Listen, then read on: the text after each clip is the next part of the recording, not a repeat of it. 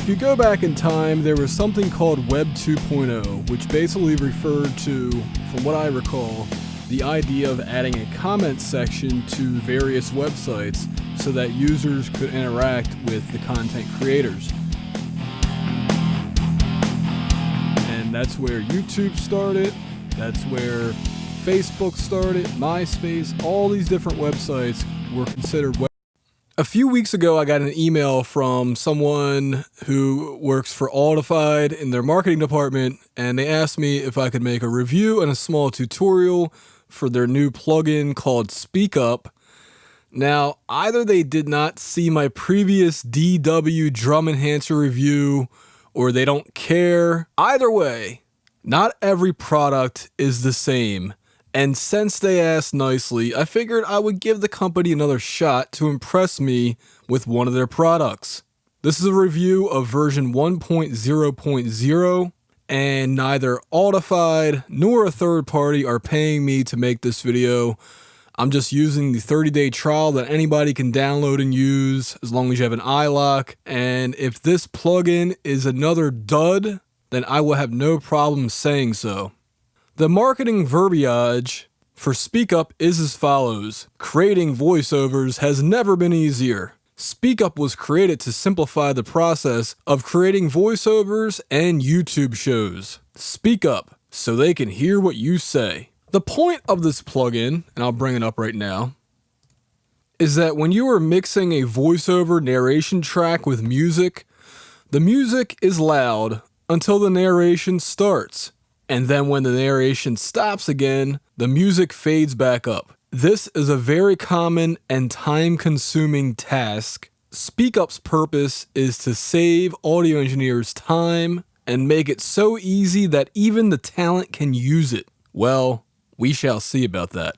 The first thing you have to understand is that yes, either an iLock 2 or 3 is required, along with the iLock License Manager version 3.1.6 or newer. Audified does give instructions on how to get everything working on their website, so if you don't already own an iLock, then expect to pay around $200 total for both SpeakUp and the dongle.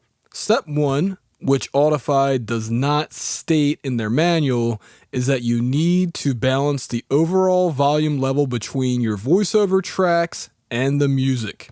The tracks need to be about the same before either of these plugins go on, otherwise this entire process will not work as intended. The next step is add the sensor plugin to your voiceover track at the end of the plugin effects chain, and then you want to put the performer plugin on your music tracks. I wish that they would have called the plugins SpeakUp Voice and SpeakUp Music instead of Sensor and Performer, but hey, what can I say? So control-wise, starting at the top left, we have a GUI size control. And then next to that is kind of weird, like they say type in whatever the instance is, so I just type my name in, but I'm not sure if it works, but it's there. Then next to that is the wrench button, which gives you a pop-up menu. I like to call this one the extra stuff button. It's also where you access the user manual, and also you can check for updates along with getting support. So very cool. Directly under the instance name, or in this case my name, is the on-air indicator. Now this comes into play when you adjust the sensitivity knob, and you'll see what I'm talking about once I start doing that. Next up is the look ahead control, and that allows the plugin to delay the speech track during rendering so that music fade outs start before speech. If you leave this off counterclockwise at the 0.0 millisecond setting, then there's no look ahead, and I actually recommend to not use look ahead if you're editing video, because apparently it will throw off the lip sync. And I hope that in future updates of this plugin, they can add plugin delay compensation to fix that issue. To the right of the look ahead is the input level meter. And here's another thing I would change, because truth be told, this meter, because I mean, look at the numbers. You know, it's so spread out. that you don't really know exactly what level you're hitting, and it's almost worthless.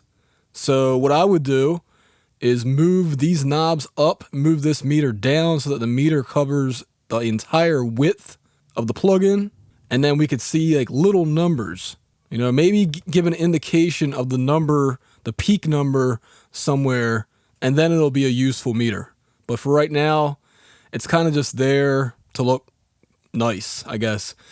Now here's the most important control in the entire plugin, and that is the sensitivity knob. So basically it works like a threshold on a compressor, and it's actually reversed. Well, actually, no, it's not reversed, but it would be reversed if you were a newbie. You were probably wondering, well, why isn't the sensitivity higher the more clockwise you move the knob? Well, that's just how threshold controls work. So that's another thing I would change about this plugin. And then finally down here, we have a button where basically if you want to automate this plugin, you can choose this, and then no matter what, it's always sensitive. Like if I want to talk and lower the music, I click that first and then I start talking. And then when I'm done talking, I click it and then that goes off. Bypass just bypasses the entire plugin. And then finally is our control bus switch. And we could choose A, B, or both A and B. That'll come into play when I talk about the next plugin, which is the receiver plugin called Performer. Now we have two different modes for Performer, either sensor or automation. And you can see what the differences are. It enables this control, but then it gets rid of a bunch of other controls. And then on this one, you have a lot more control over how this detector works. So for this video, I'm only going to work in automation mode because it, to me, is the preferred mode to work in. At the upper left, once again, is a GUI size. Normally it's this small, and actually for this video I could make it even 200%, but I'll just do 150 for now. And we have presets instead of a plugin instance name. So that's pretty cool. You can open them up right here, or you can save the preset or delete the preset. And then we also have the extra stuff wrench. I already showed you what this is for. And then here are our two most important controls for this plugin. Really, they're all important, but the ones you're going to mess with the most are right here. So first of all, your target attenuation controls how much the volume drops overall for your track once your voiceover starts. And then this next control is really the key component of this plugin, which is it lowers speech-specific frequencies so that the blend between the music and the voiceover track is a lot more organic, smooth, whatever. This is actually something that bothers me about a lot of voiceovers with music, is that they lower the music so low that it may as well not even be there. So this allows you to easily mix a narration track or a talking head track with music a lot easier, and the music can be louder than it otherwise could. Usually I'll put it around between like -4 and -7. Any point past that, you can really start to hear artifacts. All right, now to the right of those controls, once again, we have a bypass button so that if you press this, your music's going to be loud. And then we also have, this is important because you want to make sure that you're receiving the right thing. So you can either do both A and B or A. Usually you're going to keep it on A because all of your sensor tracks are going to be on A as well, unless you're getting into complicated mixing, which I'm glad they have this control here, but it's just something that I don't think I would use a lot, but you never know. All right, now down here, first is the fade out time control, which sets how long it'll take for attenuation to reach 100%. And by that I mean your narration starts, and then instead of immediately lowering the volume, let's say 10 decibels, it takes 1,000 milliseconds or 2,000 milliseconds, so 2 seconds or 1 second for the volume to lower from 0 decibels to -7 decibels. Right now I have it on 0 because I want you to hear that when I do the transition. Now hold time, the next control, if you're familiar with noise gates, you'll know exactly what this is. But for those of you who aren't familiar with that, basically when you're messing with this plugin, and I'll put both of them up now because they do work in conjunction with one another, obviously. When you set the sensitivity, you'll notice that the on-air indicator does blink on and off briefly in between, like the gap right here. It's very tiny. It's like, I don't know, 300 milliseconds. All right. So what the hold does is it says, hey, I don't want to start fading in the music just yet. Give me a half second or a second, or I believe this actually works for up to 15 seconds. Yeah. So just give me a little bit of time so that you never know if there's going to be a pause in speech, because I don't want the music to start rising just yet. All right. Very useful control. And then finally, we have the fade in, which controls, well, the fade in of the music. Once the sensitivity is not reached, once that on-air indicator is not being lit up, and once the hold time has expired, then the music will start fading up. And right now it's at 0. So that means that the music will start fading up immediately with no time in between your lowest attenuation. So right now, let's set it to, we'll do -8 decibels. So it would start going from -8 decibels, and then it would take, if it was set to 1 second or 1000 milliseconds, it would take 1 second to go from -8 to 0 attenuation. Again, this is all about sounding professional or organic. And if you were to do this manually, on this track, this is what I would have to do. Go to volume, which is all post effects. And then I would have to click and click this and click that. And then I don't know why that's doing that, but there we go. So I would have to do these little keyframes, or what do they call them in audio? I'll just call it automation points. I would have to go and do this for all the different times I want the music to fade up and fade down. And if we're talking, a half-hour long program or a 2-hour long program, that's a lot of automation. It's a lot of automation. And if you're doing it live, you have to do it with a real fader. So, this plugin is a time-saving effect. So you don't really need it, but if you want to save time, time is money. And the price tag is $140, not including an iLock. So let me show you in action what I'm talking about here. Okay, so first of all, I wanted to give it a challenge, and that is I want this. I don't have any of these effects enabled. Normally, my voiceover, I have compression going on, I have a de-esser, and I have an EQ, all right? But I want to see how good can this perform with absolutely no processing before it. Because if it can do good, then it's a damn good plugin. So what did I say the first step is? You want to make sure your overall level is equal, all right, between the two tracks. So let me slow this and play this track. If you go back in time, there was something called Web 2.0. Okay. And then I'll go to this one. If you go back in time, there was something called Web 2.0, which basically referred to, from what I recall,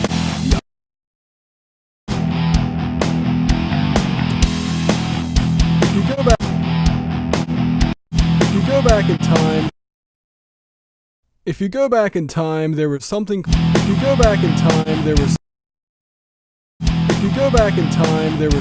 called Web 2. All right, they're about equal now. And the next step is the sensitivity knob. So I'll adjust that and solo this just for now. If you go back in time, there was something called Web 2.0, which basically referred to, from what I recall, the idea of adding a comment section to various websites so that users could interact with the content creators. If you go back in time, there was something called Web 2.0, which basically referred to, from what I recall, the idea of adding a comment section to various websites so that So the idea is you don't want it to always be on because otherwise it'll be detecting noise. So that's good. And then I'll go on to this, which actually I do a little trick where I just click on the force talk button so that I can adjust my overall attenuation. And actually the first thing I will adjust is my voice or my speech frequency automation. If you go back in time, there was something called Web 2.0, which now if you notice how much the music changes, I don't want that. I want the music to stay pretty much the same tonality, so I'm going to back off until it sounds natural. If you go back in time, there was something called Web 2.0, which basically referred to, from what I recall, the idea of adding a comment section to various websites so that users could interact with the content creators. And that's where YouTube started. Okay, it's a little bit thin sounding, but, well, I'll put it at 4. And then my next is to adjust this so that it's at the level that I want it to be when the narration is going 100%. So I should be able to hear the music and the voiceover at the same time. If you go back in time, there was something called Web 2.0, which basically referred to, from what I recall, the idea of adding a comment section to various websites so that users could interact with the content creators. If you go back in time, there was something called Web 2.0, which basically referred to, from what I recall, the idea of adding a comment section to various websites so that users could interact with the content creators. If you go back in time, there was something called Web 2. If you go back in time, there was something called Web 2.0, which basically referred to, from what I recall, the idea of adding a comment section to various websites so that users could interact with the content creators. And that's where YouTube started, that's where Facebook started, MySpace, all these different websites were considered Web 2.0 because of the amount of users interacting with larger people like celebrities, the news journalists themselves, things like that. And Web 2.0 was great because I think that it added that interaction that you don't get when you're passing on TV or a movie. If you go back in time, there was something called Web 2.0, which basically referred to, from what I recall, the idea of... Alright, I'm just going to go with -6. So the next thing I want to do is take off this because what you're going to hear, because I have all these controls at 0 right now, you're going to hear the music popping in and out. And I'm doing that on purpose, all right? If you go back in time, let me actually bring my volume up because it was hard for me to set the thing without my volume being up. If you go back in time, there was something called Web 2.0, which basically referred to, from what I recall, the idea of adding a comment section to various websites so that users could interact. Okay, so obviously you don't want the music popping in and out that quick. So the first thing I want to do is show you what the hold time does. And you can see it when this gap happens right here, the music will immediately go up so that users could interact with the content creators. And that's where YouTube started. Okay, so the hold time, I'll put it up to like 3 seconds, all right? Which is 3,000 milliseconds. So that users could interact with the content creators. And that's where YouTube started. Okay, so Obviously, that's a little bit too long because I want that music to fill the gap at some point. So I'll do a hold of 700 milliseconds so that users could interact with the content creators. Okay, and obviously I don't want the music to fade up that quickly, so I'll do a 1000 milliseconds fade out. Actually, the fade out's going to control when the music goes from loud to attenuated.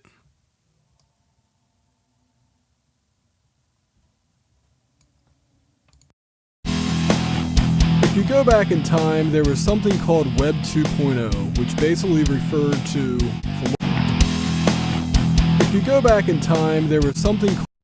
Okay, I don't like that because it cut off my first word. So I'm going to flip it to 500. If you go back in time, there was something called Web 2.0, which basically referred to... I wonder if you know what? Hold on. If you go back in time, there was something called... If you go back in time, there was something called... If you go back in time, there was something called Web 2.0. If you go back in time, there was something called Web...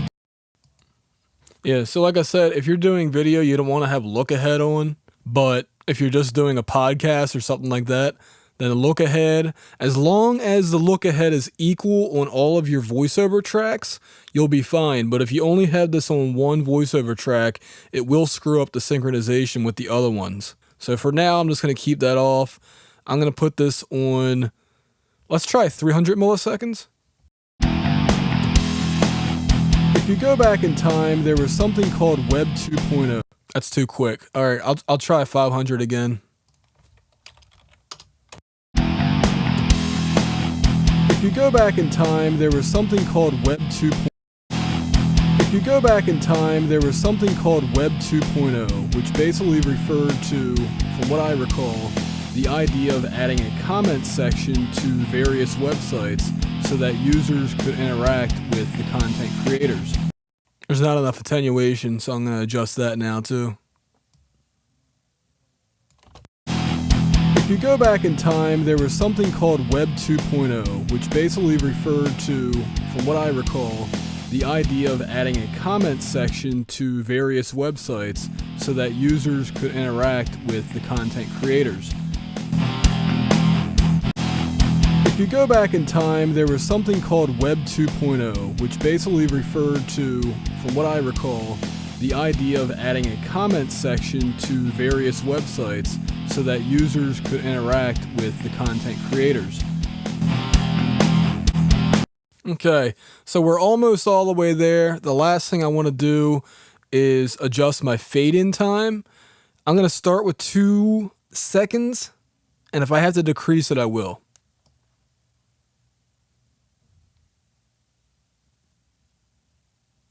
Because remember, with the hold time, it's actually a total of almost 3 seconds so that users could interact with the content creators. And that's where YouTube started. That's where Facebook started, MySpace, all these different websites were considered Web 2.0 because of the amount of users interacting with larger. If you go back in time, there was something called Web 2. If you go back in time, if you go back in time, there was something called Web. If you go back in time, there was something called Web 2.0, which basically referred to, from what I recall, the idea of adding a comment section to various websites so that users could interact with the content. If you go back in time, there was something called Web 2.0, which basically referred to, from what I recall, the idea of adding a comment section to various websites so that users could interact with the content creators. And that's where YouTube started. That's where... If you go back in time, there was something called Web 2.0, which basically referred to... If you go back in time, there was something called Web 2.0, which basically referred to, from what I recall, the idea of adding a comment section to various websites so that users could interact with the content creators. And that's where YouTube started, that's where Facebook started, MySpace, all these different websites were considered Web 2.0 because of the amount of users interacting with larger people like celebrities, the news journalists themselves, things like that. And Web 2.0 was great because I think that if you go back in time, there was something called Web 2.0. Alright, I think I'm pretty good. The thing is, you gotta remember, this isn't how I would normally operate, but I have to remember that not everybody out there knows how to do voiceover compression, so that they're only using this plugin. I wanted to know how good it was. So I will add in my normal plugins after this to show you that actually it's not too bad. So let's try it out right now from the beginning. If you go back in time, there was something called Web 2.0, which basically referred to, from what I recall, the idea of adding a comment section to various websites so that users could interact with the content creators. And that's where YouTube started, that's where Facebook started, MySpace, all these different websites were considered web. Okay, I think I did a pretty darn good job. So let's add in my normal. We'll actually put this all back to 0 with the exception of the fade in and fade out, and we will put these back on. And I'm going to lower my volume, so hold on. Which also means I need to adjust my overall volume of the music now, so let me do that now. If you go back in time, there was something called Web 2.0, which basically referred to, from what I recall, the idea of adding a comment section to various websites so that users could interact.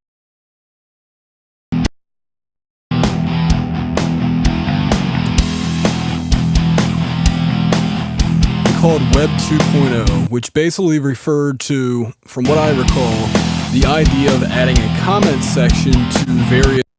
Okay, so they sound about the same now.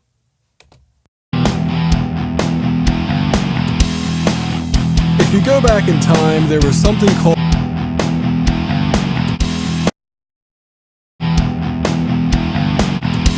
In time, there was something called Web 2.0, which basically referred to, from what I recall, the idea of adding a comment section to, from what I recall, the idea of adding a comment section to various websites so that users could interact with the content creators. From what I recall, the idea of adding a comment section to various websites so that users could interact with the content creators. From what I recall, the idea of adding a comment section to various websites so that users could interact with the content creators. From what I recall, the idea of adding a comment section to various websites so that users could interact with the content creators. From what I recall, the idea of adding a comment section to various websites so that users could interact with the content creators. From what I recall, the idea of adding a comment section to various websites so that users could interact with the content creators. And that's where from what I recall, the idea of adding a comment section to various websites so that users could interact with the content creators. From what I recall, the idea of adding a comment section to various websites so that users could interact with the content creators. From what I recall, the idea of adding a comment section to various websites so that users could interact with the content creators. All right, I think I'm pretty good on those settings. I'll hear it one more time just to double check. If you go back in time, there was something called Web 2.0, which basically referred to, from what I recall, the idea of adding a comment section to various websites so that users could interact with the content creators. And that's where YouTube started, that's where Facebook started, MySpace, all these different websites were considered Web 2.0 because of the amount of users interacting with larger people like celebrities, the news journalists themselves, things like that. And Web 2.0 was great because I think that it added that interaction that you don't get when you're passive on TV or a movie. Well, more and more you have these big main... Yeah, gotta love that audio glitch on the voiceover, right? Because I had the plugins on when I was recording with it. Anyway, I hope you guys got the gist of this. Yeah, you can use a ducker, but the ducker isn't really that easy to use. You have to set up a lot more different things. The only problem I really have with this plugin is that it does require VST3, so you need to have a relatively newer DAW because not all of them support VST3, the older ones at least. And also the GUI it reminds me of old radio equipment. So I don't know if that was intentional or what, but yeah, it definitely does not look like a modern type of thing, which, I mean, it doesn't personally bother me, but gray is like, you know, I don't know. I'm not a fan of like a solid gray. Maybe if it was like brushed aluminum or something, it wouldn't look that bad, but you know what, that's minor compared to, I do believe that this would be a nice time-saving plugin. Again, I know you can set up a ducker, but it does take a little bit longer, and also it doesn't have this feature, which is the speech frequencies attenuation, and I think that allows the music to blend a little bit easier with the voiceover. Price-wise, I think it's about right. You know, people that are going to be doing this and wanting to spend money on it to save time, they're not really going to sneeze at $140. This plugin is not for everybody. It's definitely for more of people who are constantly having to battle with voiceovers or talking head audio with music beds. And that's about it. So anyway, thanks for watching the video. I do recommend this plugin, so good job, Audified. You did good on this one, and you definitely got a thumbs up from me. So, thanks for watching. This has been Adam for RealHomeRecording.com.